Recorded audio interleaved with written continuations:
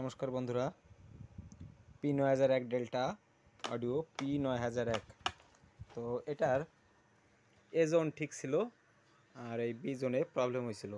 এখন বি জোনে যে প্রবলেম হয়েছিল, এখান থেকে 5200 যে ট্রানজিস্টর থাকে, 3টা ট্রানজিস্টর কিন্তু শর্ট হয়ে গেছে। শর্ট হয়ে যাওয়ার পরে কিন্তু প্রোটেকশন মোডে চলে গেছিলো। ওভারলোড মারার পরে আমরা এই 3টা ট্রানজিস্টর খুললাম, চেক দিলাম, চেক দেওয়ার পরে খোলার পরে 3টা ট্রানজিস্টর আমরা চেঞ্জ করলাম।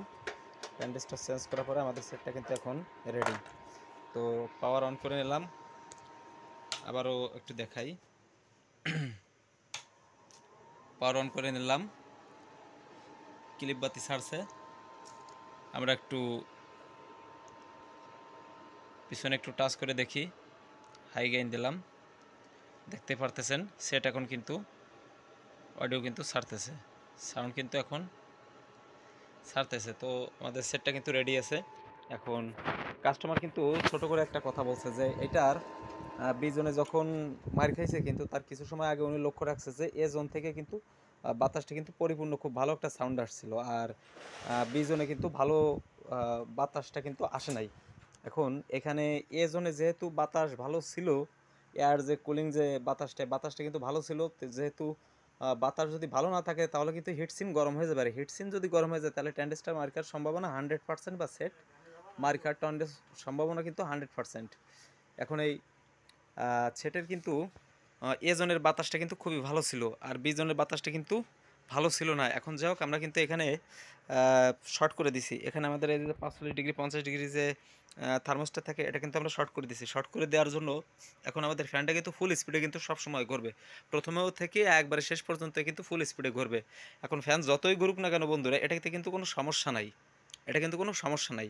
ফ্যান আস্তে ঘোরা কিন্তু সমস্যা, কিন্তু জোরে ঘোরা কিন্তু ফ্যানের জন্য বা হিটসেনের জন্য কিন্তু কোনো সমস্যা নাই, বা সেটের জন্য কিন্তু কোনো সমস্যা নাই।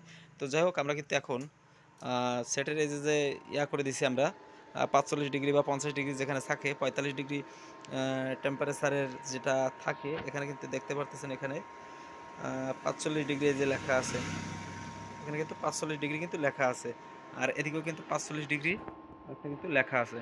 তো 45 ডিগ্রি লেখা আছে যেহেতু, আমরা এখানে একটা শর্ট করে দিছি। এখানে 0% টলারেন্স যে 0 যে রেজিস্টার থাকে, সে একটা রেজিস্টার দিয়ে আমরা কিন্তু এখানে শর্ট করে দিছি। তো শর্ট করে দেওয়ার পরে এখন আমাদের বাতাসগুলো কিন্তু খুব ভালো হচ্ছে, কুলিং ফ্যানগুলো কিন্তু আসলে জোরে ঘুরতেছে এবং খুব ভালো চলতেছে। আর অবশ্যই আমরা দেখবো এখানে যে কোনো সমস্যা আছে কিনা। তো আমরা এখানে কিন্তু দেখলাম যে এখানে কোনো সমস্যা নাই।